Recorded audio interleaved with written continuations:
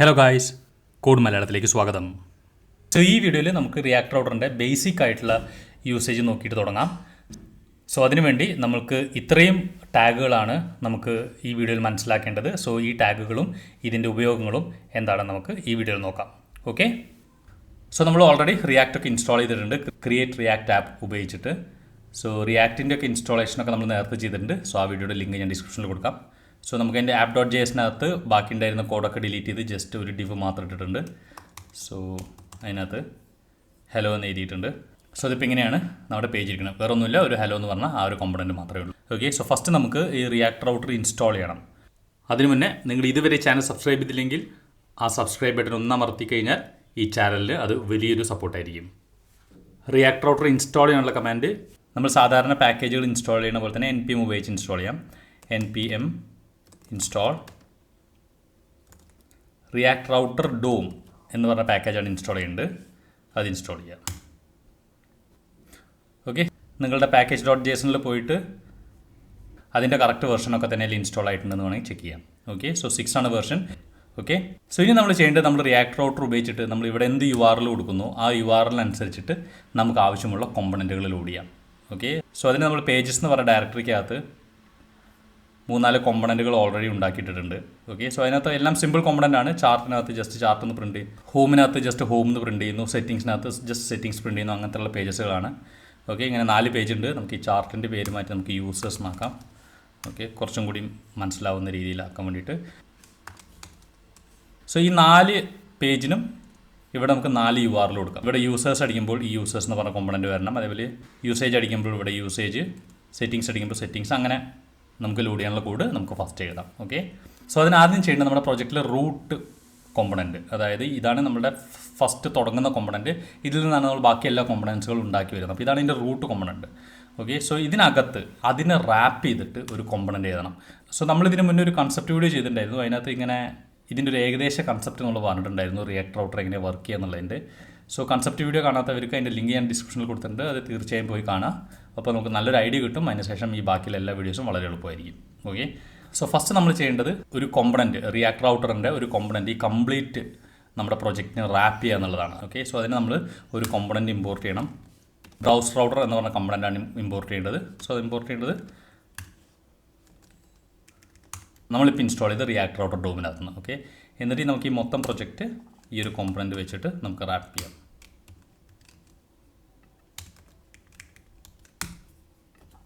Okay, ഈ browser router നമുക്ക് പറഞ്ഞ കോമ്പണൻ്റ് ആണ് ഈ URL റീഡ് ചെയ്യാനുള്ള ലോജിക്കുകളും അതേപോലെ തന്നെ ഹിസ്റ്ററി, അതായത് ബാക്ക് അടിക്കുമ്പോൾ ഫ്രണ്ട് അടിക്കുമ്പോൾ എങ്ങോട്ട് പോകണം, അങ്ങനത്തെ കാര്യങ്ങളൊക്കെ ചെയ്യുന്നത് ഈ ബ്രൗസർ റൗട്ടർ എന്ന് പറഞ്ഞ കോമ്പണൻ്റ് ആണ്. ഓക്കെ, സോ അത് മിക്കവാറും എല്ലാ പ്രൊജക്റ്റിലും നമുക്ക് ഈ റൗട്ട് ആവശ്യമുള്ളതുകൊണ്ട് അതുകൊണ്ടാണ് നമ്മളിത് ഏറ്റവും നമ്മുടെ കോമ്പണൻ്റ് റൂട്ടിൽ നമ്മളിത് കൊണ്ടുപോയിട്ട് റാപ്പ് ചെയ്യുന്നത്. ഓക്കെ, അതുപോലെ തന്നെ ഈ ബ്രൗസർ റൗട്ടർ എന്ന് പറയുന്നത് ഒരു പ്രൊജക്റ്റിൽ ഒന്നേ ഉണ്ടാകാൻ പാടത്തുള്ളൂ. ഓക്കെ, സോ ഇനി നമ്മൾ അറിയേണ്ട ഒരു കോമ്പണൻ്റ് ആണ് റൗട്ട്സ്.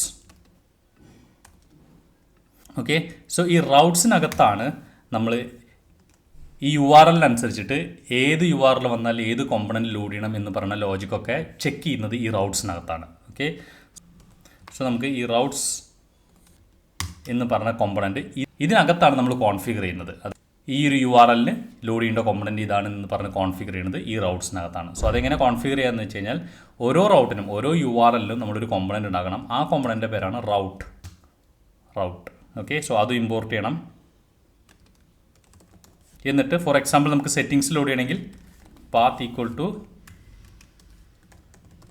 സെറ്റിങ്സ് ആണെങ്കിൽ ഓക്കെ നമ്മൾ ഏത് കോമ്പണൻറ്റ് ലോഡ് ചെയ്യണമെന്നും ഇവിടെ പറഞ്ഞു കൊടുക്കും. അത് എലമെൻറ്റ് എന്ന് പറഞ്ഞ ഒരു പ്രോപ്പിലാണ്. ആ എലമെൻറ്റിനകത്ത് ഏത് കോമ്പണൻറ്റാണ് ലോഡ് ചെയ്യുന്നത് ആ കോമ്പണൻറ്റ് കംപ്ലീറ്റ് ഇങ്ങനെ ജസ്റ്റ് അതിൻ്റെ പേരല്ല, കംപ്ലീറ്റ് ടാഗ് ആയിട്ട് തന്നെ എലമെൻ്റ് ആയിട്ട് തന്നെ നമ്മൾ എഴുതണം. ഓക്കെ, സോ അതായത് നമുക്കിവിടെ സെറ്റിങ്സ് എന്ന് പറഞ്ഞ കോമ്പണൻ്റ് അല്ലേ. ഓക്കെ, സോ നമുക്ക് ആദ്യം സെറ്റിങ്സ് ഇമ്പോർട്ട് ചെയ്യാം. ഓക്കെ, എന്നിട്ട് എലമെൻ്റ് ആയിട്ട് നമുക്ക് ഈ സെറ്റിങ്സ് കൊടുക്കാം. ഓക്കെ, സോ ഇങ്ങനെ കൊടുക്കുമ്പോൾ നമ്മളുടെ ഈ പാത്ത്, അതായത് നമ്മൾ URL പാത്ത് പറഞ്ഞു കഴിഞ്ഞാൽ ഈ ബേസ് URLന് ശേഷം വരുന്നതിനാണ് പാത്ത് എന്ന് പറയുന്നത്. സോ പാത്ത് സെറ്റിങ്സ് ആണെങ്കിൽ ഈ സെറ്റിങ്സ് എന്ന് പറഞ്ഞ കോമ്പണൻറ്റ് ലോഡ് ചെയ്യാനാണ് നമ്മൾ പറയുന്നത്. ഓക്കെ, സോ നമുക്ക് നോക്കി നോക്കാം. ഇവിടെ നമ്മൾ സെറ്റിങ്സ് കൊടുത്തു കഴിഞ്ഞാൽ ആ സെറ്റിങ്സ് എന്ന് പറഞ്ഞ കോമ്പണൻറ്റ് ലോഡ് ചെയ്തിട്ടുണ്ട്. ഓക്കെ, സോ ഹലോ നമ്മൾ ഇതിന് പുറത്താണ് എഴുതിയേക്കുന്നത്. സോ ഹലോ എന്തായാലും ഡീഫോൾട്ടായിട്ട് ലോഡാവും. ഓക്കെ, എന്നിട്ട് അതിനകത്ത് ഈ റൗട്ട്സിനകത്തുള്ളതാണ് ഈ പാത്ത് അനുസരിച്ചിട്ട് ഏതാ ലോഡാവാൻ തീരുമാനിക്കുക. ഓക്കെ, സോ നമുക്കിപ്പോൾ യൂസേജ് വേണം, ഇതേപോലെ തന്നെ നമുക്ക് യൂസേജ് വേണമെങ്കിൽ ഇതേപോലെ യൂസേജ് ഇമ്പോർട്ട് ചെയ്ത് ഇവിടെ കൊടുക്കാം. അപ്പോൾ യൂസേജ് അടിച്ച് കഴിഞ്ഞാൽ യൂസേജ് ലോഡാവും. അതേപോലെ തന്നെ യൂസേഴ്സ് ആണെങ്കിൽ യൂസേജും ഇങ്ങനെ കൊടുക്കാം. ഓക്കെ, യൂസേജ് ആകുമ്പോൾ യൂസേജ് വന്നു, യൂസേഴ്സ് ആണെങ്കിൽ യൂസേഴ്സ് വന്നു. ഓക്കെ, സോ ഇനിയിപ്പോൾ അതൊന്നുമില്ല, ജസ്റ്റ് ഹോം പേജ് ആണെങ്കിൽ ഇവിടെ വല്ലതും വരണം. സോ അങ്ങനെയാണെങ്കിൽ നമ്മൾ എന്ത് ചെയ്യും? സോ ഇവിടെ ഇതിന് ശേഷം ഒന്നുമില്ലല്ലോ. സോ നമുക്ക് അങ്ങനെ വേണമെങ്കിൽ നമുക്കിവിടെ ഇതേപോലെ തന്നെ കൊടുക്കാം. ഇവിടെ സ്ലാഷ് ഇട്ട് കൊടുത്താൽ മതി. സ്ലാഷ് ഇട്ട് കൊടുത്തിട്ട് നമുക്ക് ഹോം ആണല്ലോ ലോഡ് ചെയ്യുന്നുണ്ട്, ഹോം പേജ് ലോഡ് ചെയ്യണമെങ്കിൽ ഇങ്ങനെ കൊടുക്കാം. Okay, okay, so you are L ഒന്നുമില്ലെങ്കിൽ അത് ഹോം ലോഡ് ചെയ്യും. പിന്നെ ബാക്കിയുള്ളത് നമ്മൾ യു ആർ എൽ കൊടുക്കുന്നതിനനുസരിച്ച് ലോഡ് ചെയ്യും. സോ അതേപോലെ തന്നെ ഈവൻ ഈ റൗട്ടർ ഹിസ്റ്ററി ഒക്കെ മെയിൻറ്റെയിൻ ചെയ്യും, ബ്രൗസർ ഹിസ്റ്ററി. അതുകൊണ്ട് ബാക്ക് അടിച്ച് കഴിഞ്ഞാൽ നമ്മൾ ഇതേപോലെ തന്നെ correct back you are L നമ്മൾ എന്താ ചെയ്ത് അതുപോലെ തന്നെ ഇവൻ കാണിക്കുകയും ചെയ്യും. ബാക്കും ഫോർവേഡും ഒക്കെ വർക്ക് ചെയ്യും. സോ അതാണ് ഈ റിയാക്ട് റൗട്ടറിൻ്റെ വേറൊരു അഡ്വാൻറ്റേജ്. ഓക്കെ, സോ ഇതാണ് വളരെ ബേസിക് ആയിട്ടുള്ള റിയാക്ട് റൗട്ടർ യൂസേജ്. സോ ഇതിൻ്റെ ഈ ഉപയോഗം മനസ്സിലാക്കുക. ഫസ്റ്റ് നമ്മൾ ഒരു മൊത്തം പ്രൊജക്റ്റിൽ ബ്രൗസർ റൗട്ടർ ഇടണം. ഓക്കെ, അതിനുശേഷം ഈ റൗട്ട്സ് എന്ന് പറയുന്നത്, അതിൻ്റെ ഇടയിൽ നമ്മൾ റൗട്ട്സ് എന്ന് പറഞ്ഞിട്ടൊരു ടാഗ് ഇട്ടിട്ടാണ് നമ്മൾ ഓരോ റൗട്ടും കൊടുക്കുന്നത്. ഓക്കെ, സോ ഇനി നമുക്ക് അടുത്ത് ചെയ്യാനുള്ളത്, നമുക്കിങ്ങനെ യു ആർ എൽ അടിച്ചിട്ടല്ല നമ്മൾ ജനറലി പേജ് മാറ്റാറ്. നമുക്ക് അതിനെന്തെങ്കിലും ഒരു മെനു ഐറ്റം വേണം. ആ മെനുവിൽ ക്ലിക്ക് ചെയ്യുമ്പോൾ യു ആർ എൽ മാറണം, അതിനനുസരിച്ചിട്ടുള്ള കോമ്പണൻറ്റ് ലോഡ് ചെയ്യണം. ഓക്കെ, സോ നമുക്ക് ഇനി അത് ചെയ്യാം. ഓക്കെ, സോ ബേസിക്കലി എന്താ ചെയ്യുകയെന്ന് വെച്ച് കഴിഞ്ഞാൽ നമ്മൾ ഈ ഒരു പേജിനകത്ത് കുറച്ച് ലിങ്ക് കൊടുക്കണം. ആ ലിങ്കിൽ ക്ലിക്ക് ചെയ്ത് കഴിയുമ്പോൾ ആ കറസ്പോണ്ടിങ് പേജിലോട്ട് പോകണം. സോ ലിങ്ക് കൊടുക്കുക എന്ന് പറയുമ്പോൾ തന്നെ നമ്മുടെ മനസ്സിൽ വരുന്ന ഫസ്റ്റ് ചിന്ത ആങ്കർ ടാഗ് കൊടുക്കുക എന്നുള്ളതാണ്. ആങ്കർ ടാഗ് കൊടുത്താൽ ചെറിയൊരു ഡിസഡ്വാൻറ്റേജ് ഉണ്ട്. അതെന്താണെന്ന് കാണിക്കാൻ വേണ്ടി ഫസ്റ്റ് നമുക്ക് ആങ്കർ ടാഗ് കൊടുത്തിട്ട് അത് വർക്ക് ചെയ്യുന്നുണ്ടോ നോക്കാം. സോ ഈ ഹെലോ എടുത്ത് കളയാം, എന്നിട്ട് ഇവിടെ നമുക്ക് ആങ്കർ ടാഗ് കൊടുത്ത് നോക്കാം. ഓക്കെ, ഇപ്പോൾ സെറ്റിങ്സിലോട്ട് പോകാനുള്ള ആങ്കർ ടാഗ് കൊടുക്കാം. href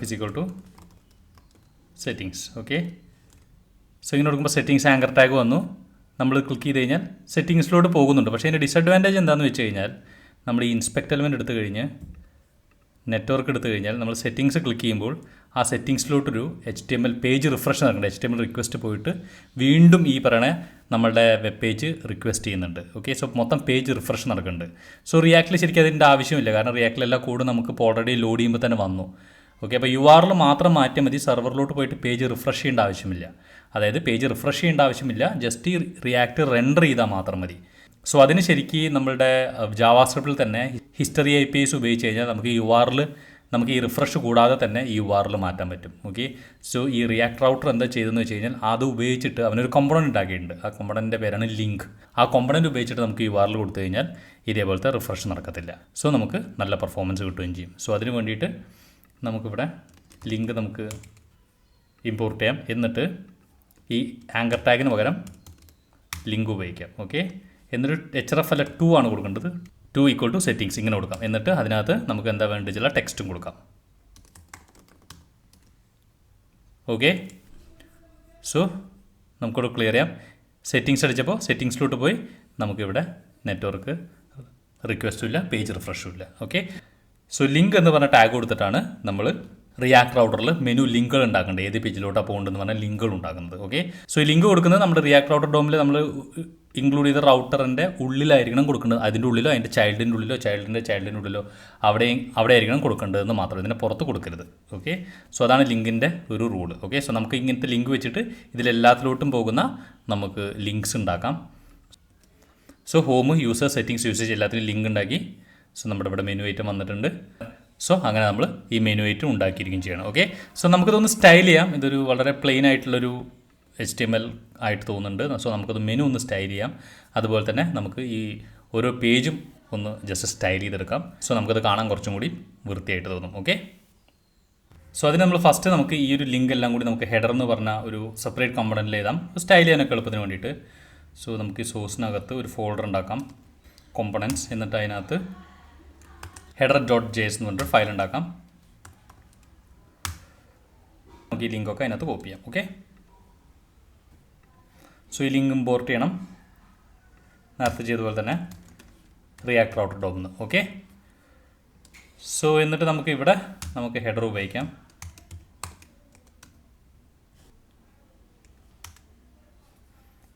കോമ്പണൻസ് ഹെഡറിൽ നിന്ന് ഇമ്പോർട്ട് ചെയ്തിട്ട് അത് ഉപയോഗിക്കാം. ഓക്കെ, സോ എന്നിട്ട് നമുക്ക് ഇത് സ്റ്റൈൽ ചെയ്യാം. ഇത് സ്റ്റൈൽ ചെയ്യാൻ വേണ്ടി ഒരു ക്ലാസ് കൊടുക്കാം.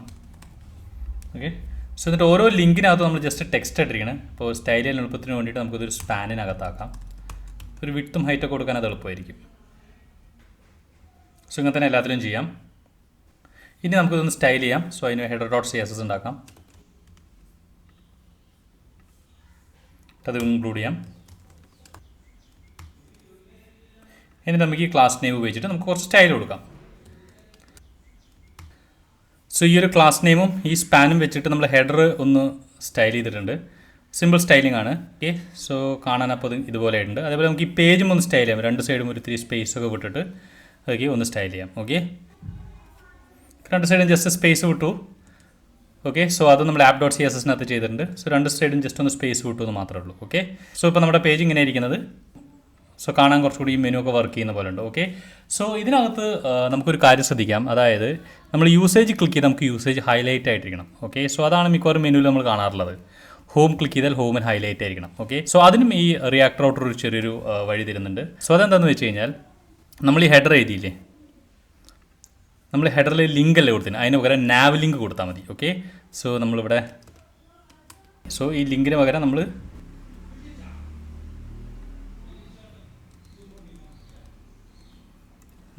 നാവ് ലിങ്ക് കൊടുത്തു. സോ നാവ് ലിങ്ക് കൊടുത്തുകൊണ്ട് ഇത് ഹൈലൈറ്റ് ആവണമെന്നില്ല. നാവ് ലിങ്ക് കൊടുത്തു കഴിഞ്ഞാൽ നമ്മളിത് ഇൻസ്പെക്ട് ചെയ്ത് നോക്കിക്കഴിഞ്ഞാൽ നമ്മളിപ്പോൾ ഏതാണോ ക്ലിക്ക് ചെയ്ത് സെറ്റിങ്സ് അല്ലേ, ഇപ്പോൾ നമ്മുടെ സെറ്റിങ്സ്, ഇതാണ് നമ്മുടെ സെറ്റിങ്സ്.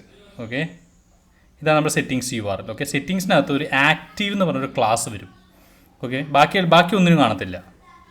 സോ ബാക്കി ഒന്നിനും ആക്റ്റീവ് ഉണ്ടാവില്ല. അപ്പോൾ നമ്മൾ യൂസേജ് ക്ലിക്ക് ചെയ്ത് കഴിഞ്ഞാൽ ആ യൂസേജിനായിരിക്കും ഈ ആക്റ്റീവ് എന്ന് പറഞ്ഞ ക്ലാസ്. അപ്പോൾ നമുക്ക് എന്ത് ചെയ്യാം, ഈ ഹെഡറിനകത്ത് ആക്റ്റീവ് എന്നുള്ള ക്ലാസ് നമുക്ക് ഡിഫറൻ്റ് ആയിട്ട് സ്റ്റൈൽ ചെയ്യാം. സോ അങ്ങനെ സ്റ്റൈൽ ചെയ്ത് കഴിഞ്ഞാൽ നമ്മൾ ഏതാണോ ക്ലിക്ക് ചെയ്യുന്നത് അത് ഹൈലൈറ്റ് ആയിട്ട് തോന്നും. ഓക്കെ, സോ ഇനി എന്താ ചെയ്യുന്നത് വെച്ചാൽ നമുക്ക് ഇതിലത്തെ ആക്റ്റീവ് ക്ലാസ് വരുന്ന സമയത്ത് നമുക്കിതിനെ ഡിഫറൻ്റ് ആയിട്ട് സ്റ്റൈൽ ചെയ്യാം. അതായത് കളർ കുറച്ച് ഡാർക്ക് ആയിട്ട് കൊടുക്കാം. ഓക്കെ, സോ ഹെഡറിനകത്ത് ഏതെങ്കിലും ഒരു ചൈൽഡിന് ആക്റ്റീവ് ക്ലാസ് ഉണ്ടെങ്കിൽ അതിൻ്റെ ബാക്ക്ഗ്രൗണ്ട് കുറച്ചും കൂടി ഡാർക്ക് ബ്ലൂ കൊടുക്കാം. ഓക്കെ, സോ അങ്ങനെ ചെയ്യുമ്പോൾ എന്ത് പറ്റും, ഇപ്പോൾ ഹോം ആണ് ആക്റ്റീവ്, അപ്പോൾ ഹോമിന് ഡാർക്ക് ബ്ലൂ ആയി, യൂസേഴ്സിന് ഡാർക്ക് ബ്ലൂ ആയി.